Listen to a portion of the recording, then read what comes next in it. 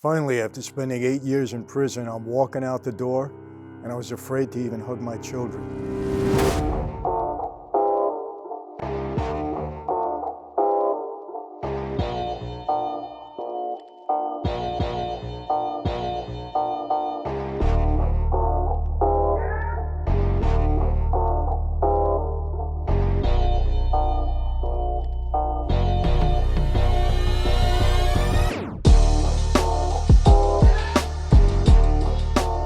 Hey everyone, welcome to another sit down with Michael Franzese. Hope everybody is doing well. And I get asked all the time about, different experiences that I had in prison. For some reason, people like to know about prison stuff. There's stuff on television about it. You read about it, you hear about it. There's people online doing things about prison.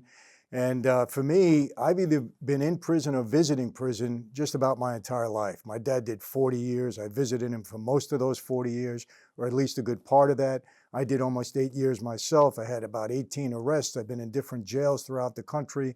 So my prison experience is extensive. And I've spoken at prisons to inmates for the last 20 years. I've been doing that quite a bit. I have a prison ministry, and I love to give back to those people that are struggling in there. Inmates, I always say, prison is a fertile place for God to do his work. So I would say I'm just about an expert on prison experiences. But people have asked me, Michael, what was the one experience you had in prison that you'll never forget that really impacted you in a way, positive, negative, whatever it might be?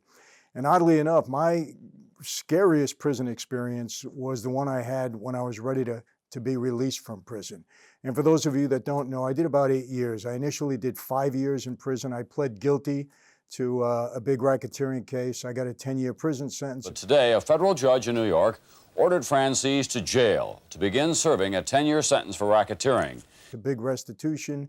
And I spent 5 years initially before I made parole. I was out on parole for just a little bit over a year. And like a fool, I violated my parole. Had a lot of trouble with the government, a lot of stuff going on. Violated my parole. They throw me back in.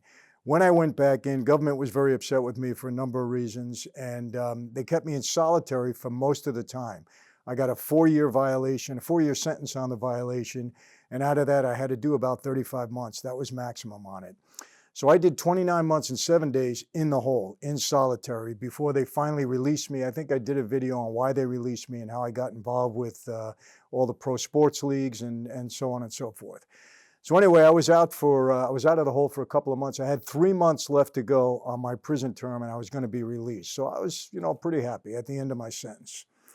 And there was one day I was walking the yard, and I got called to the associate warden's office. And I went into the office, and he said, Michael, there's a reporter from the Daily News, New York newspaper, that wants to speak to you. He said it's important. It would be to your benefit, my benefit, if I spoke to him. So I said, okay. So I gave him a call. And in that call, he said to me, Michael, I don't know if you're aware of it, but there is a former associate of yours, Colombo soldier, he's become a federal informant, and he's implicated you in 5 or 6 murders. And he started to tell me the details about that. And he said, what do you have to say? And I said, look, this person, I don't know what his motivation is. I said, he's an informant. You know what happens with informants. I said, and I have no comment other than the fact that I don't know what this guy is talking about. Well, I tell you, I went back to my cell. It wasn't a cell. It was in a medium security prison. It wasn't a cell. But I went back to the dormitory I was in, and I was shaken. I'll be honest with you. I said, man, I'm just getting out of prison. Now there's an informant and is trying to give me trouble here for whatever reason he's got. And my immediate reaction was, okay, if this is a federal case, in order for them to indict me for murder, any kind of murder, on a federal case, they would have to indict me as part of a racketeering statute, because there is no federal murder unless you're doing it on federal property or it's a federal officer. And the people that he mentioned that I might have been involved with, that I wasn't involved with, obviously these were not done on federal land, and it wasn't a federal officer. So I said, it's going to be very, very difficult for them to indict me for murder in the feds, even if this guy is telling a story and trying to get me in trouble. I went up to the law library and I started to study the law. And I was convinced, because for those of you that know, I had walked away from that life. The government had told me I was going to get killed as a result of walking away for the life, so they couldn't revert that and say, well, now I'm back in the life. So I was pretty certain, you never know for sure, but I was pretty certain that they couldn't indict me on a racketeering indictment for murder. So now what did I have to worry about? I had to worry about the state of New York. Because what happens is when you finish your sentence, let's say with the feds, if there's another charge pending, they put a hold on you so that you can't be released, and then the state that wants to, the other agency that wants to pick you up comes and gets you, or they, extradite you to that other jurisdiction. So I'm going to be honest with you. I didn't sleep one bit. I was doing research and I'm thinking, man, I'm going to walk out of here. The state of New York's going to pick me up, and I got a lot of trouble ahead of me. I got to defend the case, and this is going to be a mess. Never told my wife anything. Didn't want to tell the kid. Didn't tell anybody because I didn't want to upset anybody. I didn't want to excite anybody. But it was nerve-wracking. Like I said, I didn't sleep good one night until my release. The day of my release comes. I had gone through, R&D, everything that I had to do with the feds. I got my, I think they had to give me a shot for some reason, HIV shot or something. I don't know what I had to do to get out. But I went through all the medical stuff, did everything I had to do to be released. The day of my release comes, and I am saying, I don't feel right. I know it's going to happen. They're going to give me my discharge papers. I'm going to walk out the door. The state's going to be waiting for me. My wife was coming with the kids to pick me up. And I said, this is not going to go well. I still didn't tell her. Didn't want to tell her. Didn't want to scare her off. So now the day comes. It was a Monday. I'll never forget. And I'm about to walk out the door of Lompoc Federal Prison and go see my wife and kids who would be waiting outside. As I'm walking through the hallway, I'm looking to the left and right. Is there anybody I don't notice? Is there really a hold on me? Are they trying to make this really dramatic? Let me get out the door and then be waiting there to pick me up? These were all the things that were running through my mind. Now I'm starting to get near the door. I'm looking to the left and right. Is anybody there? I see my wife. She had parked the car and she was coming up the walkway with our 3 children at the time. And I walk out the door again, looking to the left and right. I see her and the kids, and I tell them, don't stop, let's not hug, let's get in the car, let's go. She looks at me like, what's the matter? The kids were expecting me to pick them up and hug them. I said, let's go. Let's get in the car, let's go. Walked right past them. They were following me. Cammie's saying, what happened? What? I said, just get in the car, let's get out of here. We get in the car. We had an SUV at the time. The kid's getting back. I couldn't drive. I didn't have a license. She was driving. As we drive by the prison, I'm starting to realize this is okay. We get maybe 2 blocks away, just out of the prison site, and I said, stop the car. She stops the car. I jump out of the car. I open the door. The kids come running out. I'm hugging them, Daddy, the whole bit. And she comes around the side of the car cam. She couldn't understand it. I said, just get in the car and let's not talk about it. Don't worry about it. And she says, what do you want to do? We had a hotel waiting for us. We were going to stay up in Lompoc. She had reserved a hotel. We were just going to spend, that day or 2 with the kids before we went home. And she said, what do you want to do? I said, well, I want to go to Walmart. She said, Walmart? I said, yeah, I want to be around people. I want to see normal stuff. I've been locked up for the last 3 years, 29 months in a hole. I said, I just want to be around people. I want to see what normal things are going on outside. We went and we spent a couple of hours in Walmart, walked around with the kids, did all that stuff, and then we went back to the hotel.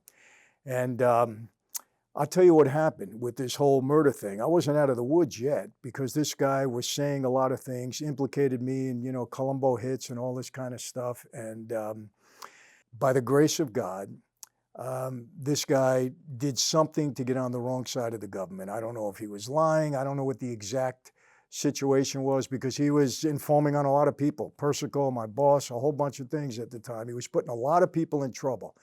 He did something to get on the bad side of the government. He was in the witness protection program. They threw him out of the program.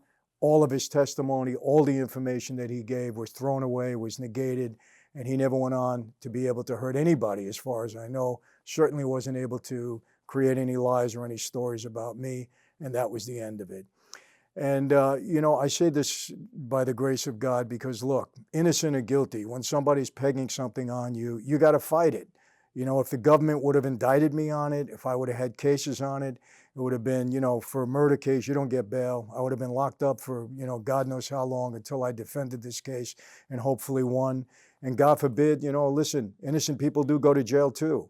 And, if I would have lost the case, I'd have been jailed maybe for the rest of my life. My whole life would have changed. And, I know some of you get offended when I talk about God, but, I want to tell you people, I believe 100% that God had a different plan and a purpose for my life. I'm not the best guy around. I'm not a pastor. I don't have a church, but I go around and share what I believe God has done in my life. And I believe with all my heart that if he didn't have a plan or a purpose for me, I'd be in jail for the rest of my life or dead, like many of my former associates.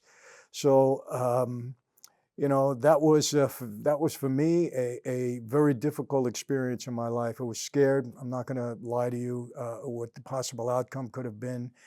And I'm just, very blessed that I was able to move on from that. So, look, you got to be thankful in life. There's times when, when things can come at you and you got to be ready to fight. And, when you got God is on your side and he's got your back, normally good things can happen. Certainly in my case, it was that way. And I'm very, very grateful. So that's it. Before I leave, I want to thank you all. We're just over 400,000 or approaching 400,000 subscribers. So all of you that keep subscribing to the stories and keep subscribing to the channel, I want to thank you. Remember, when we hit 500,000, big giveaway. And I promise you it's going to be something. It's going to be an offer that none of you are going to want to refuse for sure. Our community is growing. We got over 12,000 people in it, michaelfranzese.com. I encourage you, go on this site and see. It will benefit you. A lot of content coming in, a lot of great dialogue and encouragement going back and forth from everybody, including myself and my team. We're there to encourage you, give you hope through this pandemic. And it's been a blessing to many, certainly to me and many of the people that have joined my crew. The Inner Circle, we're doing great. Zoom calls, a lot of content. And we got a new platform that we're creating that you're going to see very, very shortly. So that's it. The movie is coming along well. TV series, I should say. We should have the pilot done pretty soon. Mafia Democracy, the book, you're going to love it. Okay, we're into the final chapters. We're going to be releasing it early in the summer. So a lot of good things coming up. We got great content. And I'm going to drop something. I told you we have some great interviews coming up. I'm going to be seeing Mike Tyson later this month and also Pablo Escobar Jr. You're going to be fascinated with this sit down. Two guys, okay, who grew up with notorious fathers, Sonny Franzese, Pablo Escobar, okay, Colombian cartel, mafia, if you want to call it. How did it affect our families? How did it affect us? What did being born into that criminal lifestyle have to do? You're going to hear all of that. We're going to talk very, very personal, Pablo and I. So he's got a great story. So that's about it. I'm going to leave you for now. And how do I always leave you? Be safe, be healthy, God bless you. And I really mean that. God bless all of you.